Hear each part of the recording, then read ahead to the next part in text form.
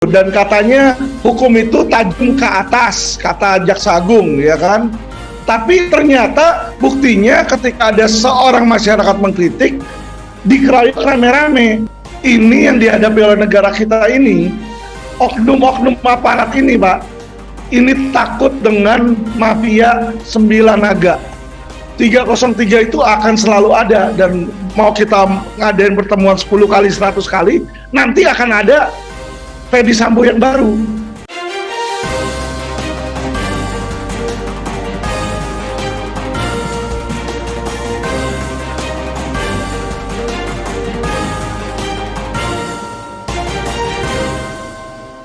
One Kawan TV One. Jadi gini teman-teman ya, saya nih mungkin orang-orang baru melihat seolah-olah saya baru muncul 2-3 bulan yang lalu. Padahal sudah selama 2 tahun 3 tahun, sudah selama 2 tahun 3 tahun, saya tuh sudah teriak-teriak sebagai lawyer bahwa ada oknum ya. Jadi di semua video YouTube saya pun juga saya tulis dengan jelas oknum. Misalnya Polda Metro sarang mafia, oknum Prismondev, saya tulis oknum mana ya. Nah, kita lihat hal sepele saja, kenapa saya bilang oknum itu ada ya. Dan anehnya kita semua tahu oknum itu ada, tapi mereka nggak mau mengakui. Kenapa saya bilang seperti itu? Teman-teman lihat minggu lalu secara serentak seluruh jaksa di Indonesia melaporkan seorang Alvin Lim ke kepolisian, dibilang ITE. Ini yang saya melihat ya kan, ini loh membuktikan. Jadi saya sama ini selalu bilang kan, ada oknum di situ, dan katanya hukum itu tajam ke atas, kata Jaksa Agung, ya kan? Tapi ternyata buktinya ketika ada seorang masyarakat mengkritik, dikeroyok rame-rame, ya kan? Ini yang saya sayangkan. Nah, hubungannya apa? Saya cuma kasih tahu teman-teman. Apakah teman-teman lihat? Kalau teman-teman lihat seolah-olah nih jaksa pada lapor sporadik. Anda tahu siapa di belakangnya? Di belakangnya adalah konsorsium 303 yang menggerakkan. Jadi saya mendapatkan informasi terpercaya, gembong bandar judi nomor 1 di Indonesia yang saya sudah sebut 3 angka kemarin depan namanya Jerry, itu menghubungi Iwan Bule, dan mereka yang menghubungi Kejari untuk laporin Alvin Lim. Ya, jadi teman-teman jangan berpikir bahwa oknum itu dia merasa tersinggung terus lapor. Tidak, Pak. Laporan polisi itu butuh uang. Ya, datang ke sana, ongkos apa semua butuh uang. Siapa yang modalin? Nggak mungkin Jaksa Agung modalin. Jadi ini permasalahan teman-teman lebih besar dari sekedar Sambo. Ini yang saya kasih tahu sama teman-teman. Sudah ada pemufakatan jahat antara oknum kepolisian, oknum kejaksaan, ya kan, mungkin juga oknum MA, pengadilan, dan yang terakhir adalah oknum pengusaha kotor yang jahat. Ya, jadi harus ada yang modalin ini. Jadi teman-teman harus tahu di situ ya. Yang mereka bilang jet itu RBT, itu bukan RBT, Pak. Saya ketemu orang yang ngasih pinjam itu di Singapura, saya ketemu sama dia. Ya, jadi saya kasih tahu teman-teman, ini yang dihadapi oleh negara kita ini, oknum-oknum aparat ini, Pak. Ini takut dengan mafia 9 naga yang memegang uang. Itulah. Jadi kalau dibilang Kapolri, ya saya nggak menyalahkan Kapolri. Kenapa? Kapolri itu kekuatannya terbatas. Saya kasih tahu beliau ada kasus Sinarmas, ya kan? Bukti lengkap. Sampai sekarang nggak berani jadi tersangka, Pak. Yang lain dia selalu bilang, mana kalau dia nggak benar kasih tahu saya. Ini saya kasih tahu, diem dia. Kenapa? Ternyata ibu kota negara yang baru nanti yang bangun dari Sinarmas. Jadi tahukah teman-teman saudara-saudara angkal masalahnya? Jadi gini loh, jangan orang misalnya, aduh saya sakit kepala, wah berarti kepala saya ada masalah nih. Enggak, kita deteksi penyebabnya apa. Apa jadi penyakit masalah kepala ini dari jantung? Bisa aja dari kaki kita ada kena tusuk infeksi sehingga kepalanya sakit, ya kan? Jadi kita tuh harus mengidentifikasi apakah masalah ini benar-benar Sambo. kalau masalah ini benar-benar hanya di Ferdy Sambo, harusnya dengan Ferdy Sambo ditahan, selesai dong. Ini tidak. 303 itu akan selalu ada, dan mau kita ngadain pertemuan 10 kali, 100 kali, nanti akan ada Ferdy Sambo yang baru di situ. Kenapa? Karena biang keroknya ini, ya, si bandar judi online ini tidak ada satupun yang ditahan. Bandar loh, saya bicara bandar. Kalau operator, orang yang jalanin website banyak yang ditangkap. Bandarnya nggak ada Pak, udah kabur dulu semua ke luar negeri. Di Singapura, kemarin saya di sana, di Singapura, yang saya disebut dibilang kabur itu nggak. Saya diundang oleh Jerry, ya, Jerry Hermalo ngundang saya untuk bicara. Dia minta saya stop bicara. Ya saya kasih tahu teman-teman di situ. Jadi teman-teman tuh harus tahu masalah kita di mana, baru kita bisa ada solusi. Kalau kita nggak tahu penyakitnya di mana, kita bicara nanti percuma, melebar. Jadi misalnya kita salahin Pak Kapolri, ya, lah masalahnya bukan cuma di Pak Kapolri. Apakah menurut teman-teman kejaksaan tidak tahu adanya sarang-sarang judi online? Pasti tahu. Seharusnya mereka bisa berantas juga, tahu kenapa tidak? Pertanyaan saya sudah disumpel.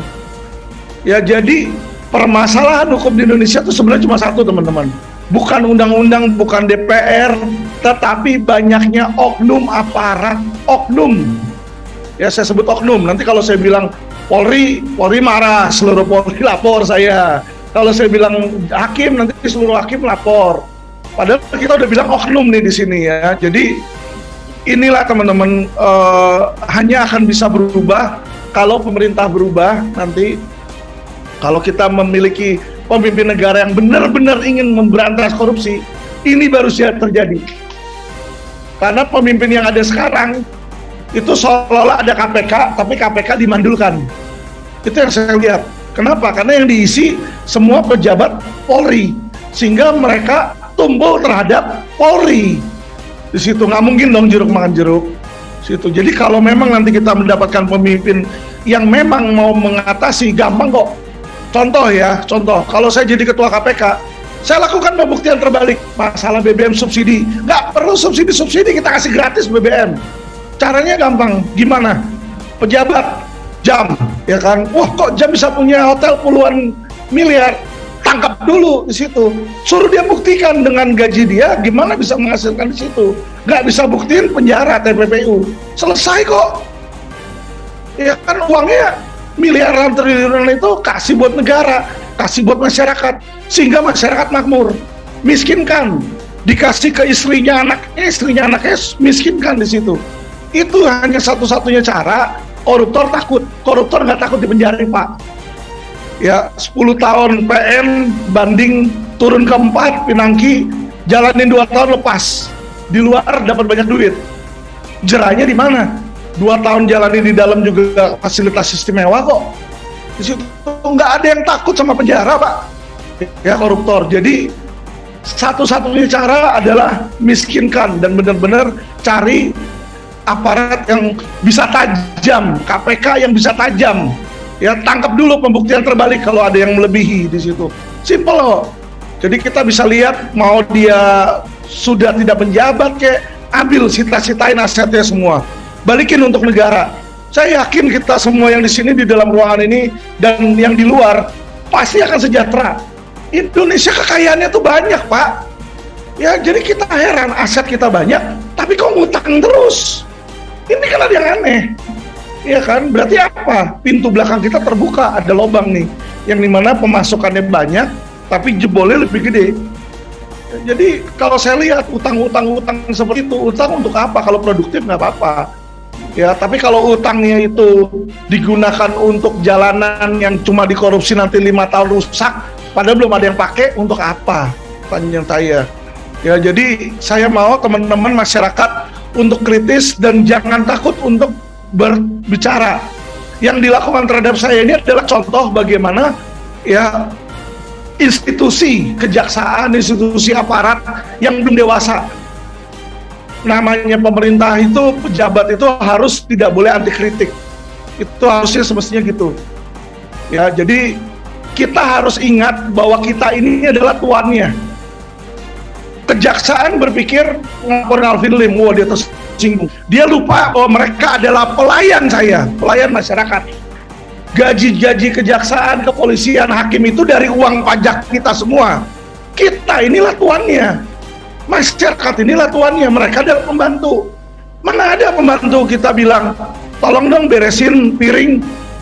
Kamu mencemarkan nama baik saya ya.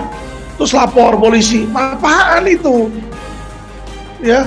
Terus kalau kita tiba-tiba lihat pembantu kita yang tadinya miskin, tiba-tiba bisa beli Mercy, bisa beli Alphard. Terus kita tanya uangnya dari mana, bisa galakan dia. Ya boleh dong kita curiga apa jangan-jangan ada yang mencuri nih barang kita nih. Ya inilah yang terjadi teman-teman ya. Jadi kita harus stand up di sini teman-teman. Semua harus bersatu dan jangan hanya yang tua-tua, yang muda-muda harus bersatu. Dan kenapa teman-teman lihat mungkin di ruangan ini ya, saya minoritas. Tapi saya kasih tahu teman-teman ya, banyak minoritas Chinese dan Kristen pun yang rindu akan pemerintah yang bebas korupsi. Jadi bukan kalian yang pribumi saja yang peduli akan negara ini, kami juga peduli.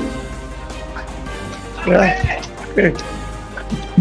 Makasih teman-teman. Saya mau ingatkan kita semua satu orang Indonesia. Kita penghuni di negara ini, jangan sampai kita dijajah oleh oknum aparat kita sendiri. Itu yang saya mau. Kita harus bersatu. Mau beda agama, mau beda ras, kita sama-sama satu orang Indonesia. Kecintaan kita sama. Saya rela di penjara, saya udah bilang, saya nggak takut mau dilaporin dari Sabang sampai Merauke. Ya kan, mau di penjara, saya mau diancam dibunuh, nggak apa-apa. Saya bilang, kalau kematian saya bisa memperbaiki Indonesia, saya rela.